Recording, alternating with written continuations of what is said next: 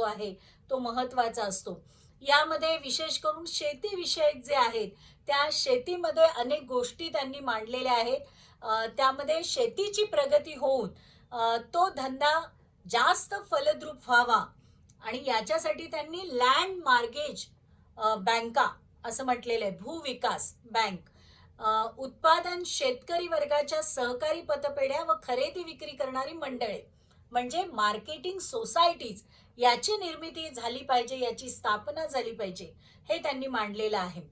त्याचबरोबर शेतकऱ्यांच्या दारिद्र्याचं प्रत्यक्षात कारण हे जमिनीची लहान तुकड्यात होणारी विभागणी हे असून त्यामुळे त्यामध्ये भांडवल गुंतवण्यास व सुधारलेल्या पद्धतीने शेती करण्यास वाव मिळत नाही. खरं म्हणजे आज होणाऱ्या शेतकऱ्यांच्या ज्या आत्महत्या आहेत त्या आत्महत्यांच्या बाबतीमध्ये जर आपण विचार केला तर खरोखर हे धोरण जे आहे हे धोरण किती महत्वाचं आहे हे आपल्याला त्याच्यातून लक्षात येतं. त्याचबरोबर त्यांनी असं म्हटलेलं आहे की धंदे शिक्षणाचा कारण म्हणजे ज्याला आपण व्यावसायिक शिक्षण ज्याला म्हणतो किंवा ज्याला कौशल्यावर आधारित शिक्षण म्हणतो याचा पुरस्कार हा त्यांनी त्यावेळेला केला असं आपल्याला लक्षात येतं. लोकहिताच्या दृष्टीने आवश्यक अशा प्रसंगी देशातील उद्योगधंद्यांची मालकी व व्यवस्था सरकारने आपल्याकडे घेणं हे जास्त हितावह आहे हे त्यांनी म्हटलेलं आहे. कुळांचं संरक्षण, शेतकरी कुळांचं संरक्षण व्हावं म्हणून खोती आणि तालुकादारी पद्धती नष्ट करायला हवी हा विचार त्यांनी त्यावेळेला मांडलेला आहे. किंवा बेकारी निवारण करण्याची जबाबदारी सरकारवर आहे. त्यासाठी शेतकी वसाहती आणि जमीन नसणाऱ्या व बेकार कामगारांना काम मिळवण्यासाठी सुरू करण्याच्या योजना अंमलात आणण्याचा प्रयत्न केला पाहिजे हे त्यांनी त्याच्यामध्ये मोठ्या प्रमाणावर मांडलेलं आहे. दुसरं त्यांनी कामगार जे आहे त्या कामगारांच्या बाबतीमध्ये सुद्धा खूप महत्त्वाच्या गोष्टी ज्याची शिफारस त्यांनी केलेली आहे, ज्याच्या बाबतीमध्ये कायदे व्हावेत याच्यासाठी प्रयत्न त्यांनी केलेले आहे. कारखान्यातील कामगार वर्गाच्या हितासाठी कारखान्यातील नोकरी, बढतर्फी, पगारवाढ यावर सरकारचं नियंत्रण असलं पाहिजे. त्याबरोबरीने वेतन, पगारी रजा अशा स्वरूपाच्या ज्या उपकारक योजना आहेत किंवा वृद्धपण आहे, दुसऱ्या योग्य कारणामुळे कार्यनिवृत्त होताना बोनस, पेन्शन वगैरे या सगळ्या गोष्टी, अशा सगळ्या गोष्टींची कायदे मंडळामध्ये कायदे करून घेणं हे त्यांनी म्हटलेलं आहे. आणि आजारीपण, बेकारी किंवा अपघात अशा प्रसंगी कामगारांची तरतूद करणारी विम्याची खासगी योजना ही असली पाहिजे हे त्यांनी स्वतंत्र मजूर पक्षाच्या जाहीरनाम्यामध्ये मांडलेलं आहे. खरं म्हणजे प्रत्येक मुद्दा त्यांचा जो त्यातला आहे हा मुद्दा अत्यंत महत्वाचा एक आर्थिक धोरणाचा भाग म्हणून आपण जर त्याच्याकडे पाहिला आणि विचार केला तर आपल्या लक्षात येऊ शकतं. वेगवेगळ्या मुद्द्यांवरती, वेगवेगळ्या विषयांवरती त्यांनी विवेचन केलेलं आहे, त्याच्यावर चिंतन केलेलं आहे, त्याच्यावर मार्गदर्शन केलेलं आहे हे आपल्याला त्याच्यातून जाणवतं आहे. दुसरा एक मुद्दा जो मी मगाशी म्हटलं, राज्य आणि अल्पसंख्याक, स्टेट्स अँड मायनॉरिटीज, अत्यंत महत्वाचा त्यांचा हा प्रबंध होता आणि त्या प्रबंधाला त्यांनी त्या प्रबंधामध्ये अतिशय मोलाचं मार्गदर्शन हे त्यांचं दिलेलं आहे. 27 फेब्रुवारी 1947 ला मूलभूत हक्क बाबींसाठी एक सल्लागार समिती, त्या सल्लागार समितीला त्यांनी या प्रबंधाच्या अन्वये आर्थिक कार्यक्रम जो आहे तो आर्थिक कार्यक्रम सादर केल्याचं आपल्याला दिसतं. याच्यामध्ये सुद्धा अतिशय महत्वाचे मुद्दे त्यांनी मांडलेले आहेत जे आपण समजून घेतले पाहिजे. राष्ट्रीय दृष्ट्या सर्वात महत्वाचे सर्व मूलभूत उद्योग जे आहे ते शासनाच्या मालकीचे असतील आणि शासनातर्फे ते चालवले जातील असं त्यांनी त्यावेळेला म्हटलेलं आहे. आयुर्विम्याचा व्यवसाय जो आहे तो सरकारी क्षेत्रातला असेल आणि प्रत्येक मिळवत्या नागरिकाला म्हणजे ज्याचं काहीतरी इन्कम आहे त्याला स्वतःचा विमा सक्तीने उतरवावा लागेल. विमापत्राची रक्कम, हप्ता त्यांच्या त्याच्या मिळकतीच्या प्रमाणात राहील, ही त्यांनी शिफारस किंवा हे त्यांनी त्यांच्या प्रबंधामध्ये लिहिल्याचं आपल्याला जाणवतं. त्याचबरोबर शेतीच्या बाबतीमध्ये सुद्धा त्यांनी असं म्हटलेलं आहे, की शेतकी व्यवसाय म्हणजे बघा, शेतीला त्यांनी व्यवसाय म्हटलेले आहे, उद्योग म्हटलेला आहे. हा सरकारी क्षेत्रात असेल, सध्याच्या मालकाकडून त्याच्या शेतीच्या वहिवाटीचे हक्क चालू निर्धारित भावाने मुदतीच्या कर्ज रोख्यांच्या स्वरूपात सरकार विकत घेईल. खूप वेगळा विचार हा त्याच्यामध्ये मांडल्याचं आपल्याला दिसतं.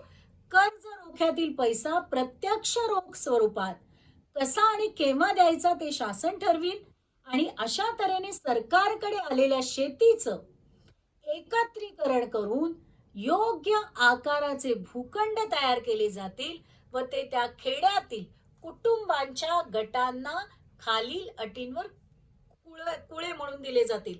आणि मग त्याच्यामध्ये एक 4 प्रकारच्या अटी त्यांनी दिलेल्या आहेत. सामूहिक पद्धतीने शेती करावी लागेल, कुटुंबांच्या गटांना जमीन देताना जात धर्म याचा विचार व्हायला नको, वाटप करताना असे होईल की कुणी खाजगी शेतमालक, खाजगी कुळ किंवा भूमिहीन शेतमजूर शिल्लक राहणार नाही. सामूहिक शेतीवरती अत्यंत भर त्यांनी दिलेला आहे. तर अशा प्रकारचे काही त्यांनी त्याच्यामध्ये शिफारसी केलेल्या आहेत. शेतीच्या उत्पन्नावर कर वसूल करण्याचा शासनाला अधिकार राहील. कराचा काही भाग शेतसारा म्हणून आणि काही भाग कर्ज रोखे धारकांना द्यावयाची पैशांची परतफेड म्हणून करण्यासाठी काही भाग शेतावर शासनाला करावा लागलेला भांडवली खर्च वसूल करण्यासाठी म्हणून असेल. अत्यंत वेगवेगळे मुद्दे त्यांनी या शेतीच्या संदर्भामध्ये मांडल्याचं आपल्याला दिसतं. कुळ जे आहेत त्या कुळांनी कुळ कायद्याच्या कोणत्याही तऱ्हेने हेतुपुरस्सर दुर्लक्ष केले किंवा सामूहिक शेतीच्या पद्धतीच्या विरोधी वर्तन केले तर अशी कुळे शिक्षा पात्र ठरतील, हेही त्यांनी त्याच्यात नमूद करायला ते विसरलेले नाहीत. म्हणजे या सगळ्या गोष्टी ज्या आहेत की शेतीला एक व्यवसाय म्हणून दर्जा दिल्यानंतर एक व्यावसायिक म्हणून त्याच्याकडे बघत असताना कशा पद्धतीने बघितलं जाईल किंवा बघितलं पाहिजे असा विचार त्यांनी शेतीच्या याच्यामध्ये त्यांनी मांडल्याचं आपल्याला आढळतं. 1951 मध्ये शेड्यूल कास्ट फेडरेशनचा त्यांनी जाहीरनामा प्रसिद्ध केला आणि त्याच्यामध्ये सुद्धा त्यांनी शेती आणि उद्योगधंदे याच्यामध्ये सुद्धा त्यांनी विचार केल्याचं आपल्याला आढळत आहे. तर त्यांनी असं म्हटलेलं आहे की औद्योगिक धंद्यांची वाढ करणाऱ्या काही योजना ज्या आहेत, राष्ट्रीय योजना, त्या अंमलात आणणं जिथं जिथं शक्य आहे तिथे त्या केल्या पाहिजे. जिथे खाजगी उद्योगधंदे काढणं शक्य आहे त्यांच्या राष्ट्रीयकरणाची आवश्यकता नाही, तेथे खाजगी उद्योगधंदे चालू करावेत असं त्यांनी म्हटलेलं आहे किंवा त्याला परवानगी देणं.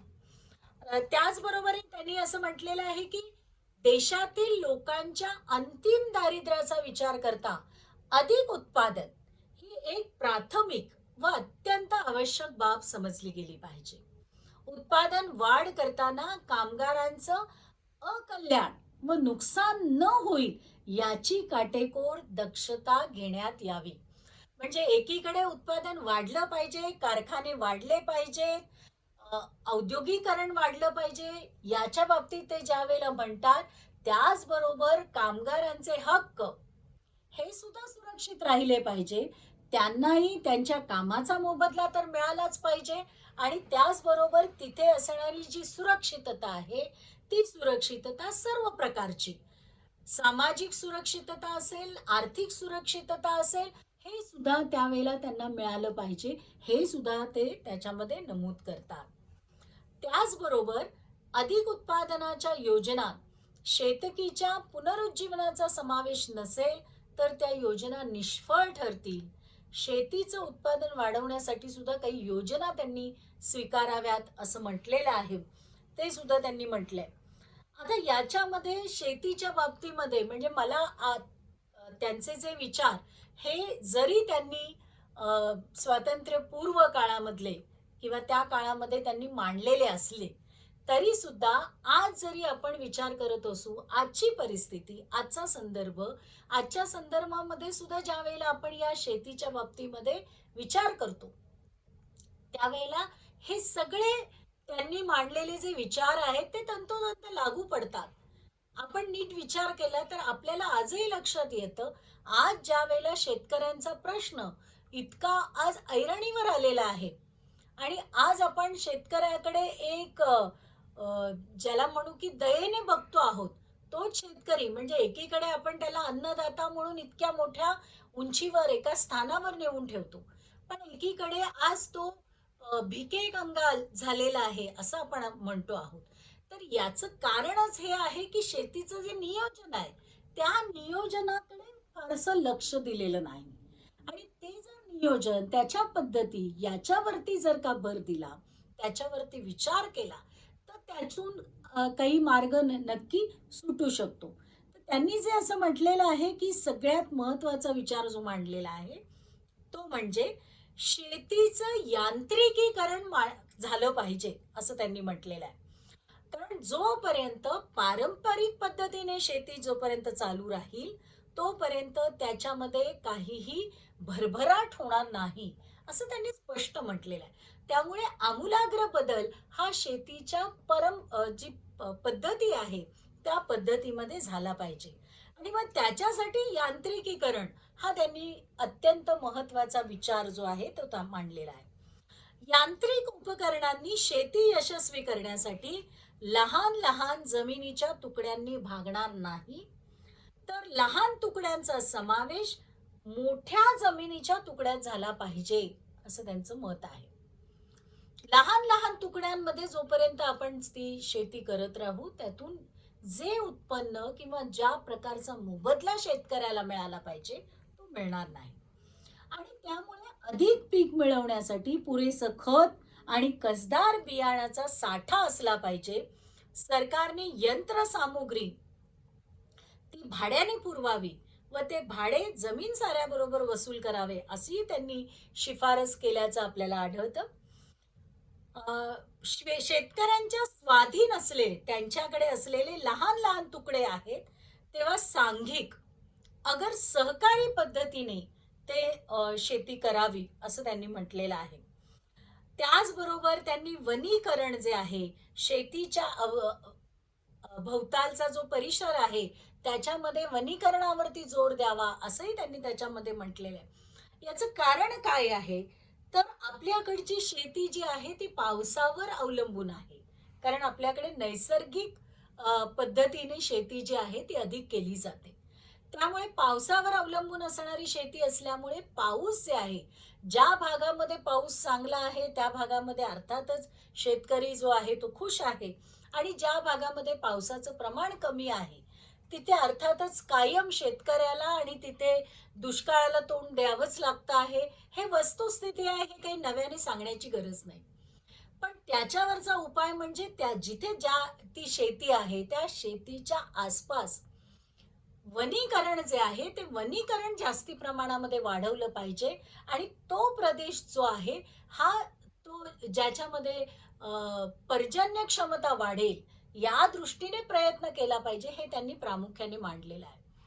खरं तर कामगार असेल काय किंवा शेती असेल काय, या सगळ्याबद्दल त्यांचं जे विवेचन आहे, हे विवेचन जर आपण बघितलं तर हे आर्थिक निकषांना धरूनच नाहीये का, हे आर्थिक बाबींच्या मधलं नाहीये का. म्हणजे एक अर्थतज्ञ ज्या पद्धतीने विचार करेल त्याच पद्धतीने त्यांचा विचार या सगळ्या प्रकारच्या प्रबंधांमधून येतो. आणि म्हणूनच मी मगासपासून जे म्हणते आहे की ते अत्यंत म्हणजे जागतिक दर्जाचे अर्थतज्ञ असंच त्यांच्याकडे बघितलं पाहिजे, असं मला नेहमी वाटतं. बाबासाहेब आंबेडकरांनी अनेक गोष्टी ज्या अर्थतज्ञ म्हणून किंवा अर्थशास्त्राचे अभ्यासक म्हणून मांडलेले आहेत, आणि त्याच्यामधला जो अत्यंत गाजलेला त्यांचा जो प्रबंध आहे तो म्हणजे प्रॉब्लेम ऑफ रुपी, रुपयाचा प्रश्न, उद्गम आणि विकास, हा जो त्यांचा प्रबंध आहे तो खूप गाजला. त्याच्यामध्ये आलेले जे रेफरन्सेस आहेत, त्याच्यामध्ये आलेल्या ज्या त्यांनी केलेल्या शिफारसी आहेत, त्या शिफारसी आपण त्यावेळेला जर का घेतल्या असत्या किंवा त्या भारताने अर्थकारणामध्ये त्याचा समावेश केला असता, तर कदाचित कदाचित आज आपल्या देशाचं अर्थव्यवस्थेचं चित्र सुद्धा थोडंसं वेगळं राहिलं असतं की काय, असं मला राहून राहून वाटतं. बाबासाहेब आंबेडकरांनी ज्या वेळेला तो प्रबंध लिहिला, त्याच्यामध्ये भारतीय चलनाचा विनिमयाचे साधन म्हणून झालेला विकास याचा त्यांनी सखोल आढावा घेतलेला आहे. 1800 ते 1893 या भारतीय अर्थशास्त्राच्या दुर्लक्षित काळाचा त्यांनी आढावा घेतलेला आहे आणि त्यावेळेला असा आढावा घेणारे ते पहिले अभ्यासक अशी इतिहासामध्ये त्यांची नोंद आहे. भारतासाठी कोणती योग्य चलन पद्धती असली पाहिजे याच्यावरती वेगवेगळ्या प्रकारची चर्चा ही त्यावेळेला होत होती आणि त्यावेळेला डॉक्टर बाबासाहेब आंबेडकरांनी प्राध्यापक जॉन मेनॉर्ड केन्स हे जगविख्यात अर्थतज्ञ होते, तर त्यांच्याशी विचाराने दोन हात केल्याचं आपल्याला जाणवतं. सुवर्ण मानक ही चलन पद्धती योग्य असा युक्तिवाद त्यावेळेला मांडला गेला आणि सगळ्या म्हणजे भारतीय अर्थतज्ञांनी आणि ब्रिटिश सरकारने तो फेटाळला. त्यामुळे भारतीय रुपयाचा मूल्यह्रास त्याच वेळेला झाल्याचं आपल्याला आढळतं. जॉन केन्स यांनी जे मत मांडलं ते आपण स्वीकारलं. ते त्यांनी मत मांडलं काय होतं की सुवर्ण मानकाऐवजी सुवर्ण विनिमय परिमाण म्हणजे गोल्ड स्टँडर्ड ऐवजी गोल्ड एक्सचेंज स्टँडर्ड हे आपण त्याच्यामध्ये मांडलं. त्यावेळेला जगभरातील जी राष्ट्र होती, प्रमुख राष्ट्र होती, त्यांनी 1870 ते 1880 या दशकामध्ये रौप्य मानक म्हणजे सिल्वर स्टँडर्ड जे आहे त्याचा त्यांनी त्याग केला आणि गोल्ड स्टँडर्डचा स्वीकार केला आणि भारताने सुद्धा ते स्वीकारावे असा डॉक्टर बाबासाहेब आंबेडकरांचा त्यावेळेचा आग्रह होता. परंतु त्यावेळच्या सरकारने एकूणच भारतीय अर्थकारणामध्ये जी काही चर्चा चालली होती तर त्या सगळ्यामध्ये बाबासाहेब आंबेडकरांचा हा विचार त्यावेळेला नाकारण्यात आला आणि जो विचार प्राध्यापक केन्स यांनी मांडला तो स्वीकारला आणि त्यामुळे आपण जी सुवर्ण विनिमय जी परिमाण जे आहे ते परिमाण स्वीकारलं. आता त्याच्यामध्ये डॉक्टर बाबासाहेब आंबेडकरांचं जे चिंतन आहे ते खूप महत्वाचं आहे. त्यांनी जे त्याच्या बाबतीत म्हटलेलं आहे ते त्यांचे शब्द असे आहेत: विनिमय दरातील विस्कळीतपणामुळे भारतात येऊ घातलेल्या परदेशी भांडवलाच्या मुक्त प्रवाहाला खीळ बसली आणि भारताची आर्थिक प्रगती खुंटली. हे त्यांचे विचार आहे. आपण जे स्वीकारले ते सुवर्ण विनिमय परिमाण म्हणजे गोल्ड एक्सचेंज स्टँडर्ड. अर्थव्यवस्थेत किती चलन निर्मिती व्हावी हे सरकारच्या मर्जीवर अवलंबून असते आणि त्यामुळे जर राज्यकर्ते बेजबाबदार असतील, पुरेसा त्यांनी विचार केलेला नसेल, तर निरंकुश चलन निर्मिती होण्याची शक्यता संभवते आणि त्यातून चलन फुगवटा आणि भाववाढ होऊन सामान्य माणूस जो आहे तो भरडला जाऊ शकतो आणि सामाजिक स्थैर्य धोक्यात येऊ शकतं. हे जर टाळायचं असेल तर चलन निर्मितीवर प्रभावी नियंत्रण ठेवण्याची आवश्यकता असते. या दृष्टीने सुवर्ण विनिमय परिमाणाऐवजी सुवर्ण मानकासारखी चलन पद्धती सुयोग्य ठरते असं त्यांनी त्यावेळेला म्हटलेलं आहे. अशा वेगवेगळ्या ज्या गोष्टी आहेत त्या बाबासाहेब आंबेडकरांनी आपल्या प्रबंधातून, आपल्या चिंतनातून, आपल्या लेखनातून त्या लिहिलेल्या आहेत आणि त्यावेळेला जरी त्यांनी अभ्यासक म्हणून किंवा अर्थशास्त्राचे विद्यार्थी म्हणून जरी त्यांनी ते मांडलेलं असेल, तरी त्यांनी मांडलेली प्रत्येक गोष्ट ही त्यांनी जगाला ठणकावून सांगितलेली आहे आणि ती मान्य करायला लावलेली आहे. जरी त्याचा प्रत्यक्ष अर्थव्यवस्थेमध्ये कुठेही उपयोग केला गेला नसेल कदाचित, परंतु त्यांचे जे विचार आहेत आज इतक्या वर्षानंतर सुद्धा त्यांनी मांडलेले विचार हे तितकेच दिशादर्शन करणारे आहेत हे आपल्याला जाणवतं आणि त्यामुळे या आर्थिक बाबतीमध्ये त्यांचा जो अभ्यास आहे त्यांचं जे चिंतन आहे हे चिंतन अत्यंत मोलाचं आणि अर्थशास्त्रामध्ये अर्थशास्त्राला एक नवीन परिभाषा देणारं असं चिंतन हे नेहमी राहिलेलं आहे. आणि या दृष्टीने डॉक्टर बाबासाहेब आंबेडकर हे अर्थतज्ञ म्हणूनच हे जगासमोर येतात. आणि त्यामुळेच त्यांनी मांडलेले जे आर्थिक विचार आहेत जे आजच्या काळालाही तितकेच लागू आहेत. आणि त्यामुळे त्यांचे आर्थिक विचार हे अतिशय महत्वाचे आणि मोलाचे वाटतात. आणि त्यामुळे अर्थतज्ञ म्हणूनच त्यांची ख्याती जी आजपर्यंत राहिलेली आहे आणि कायमही राहील. म्हणजे जसे ते एक पत्रकार म्हणून, एक लेखक म्हणून, एक समाजचिंतक म्हणून, समाज सुधारक म्हणून जसे आपण त्यांना मानतो, त्यांचं पूजन करतो, त्याचबरोबर एक अर्थतज्ञ म्हणूनही आपण त्यांना तितकंच आदराने पाहिलं पाहिजे असं मला वाटतं. त्यामुळे माझ्या दृष्टीने अर्थतज्ञ डॉक्टर बाबासाहेब आंबेडकर म्हणूनच त्यांना मी भावांजली, आदरांजली व्यक्त करते. धन्यवाद.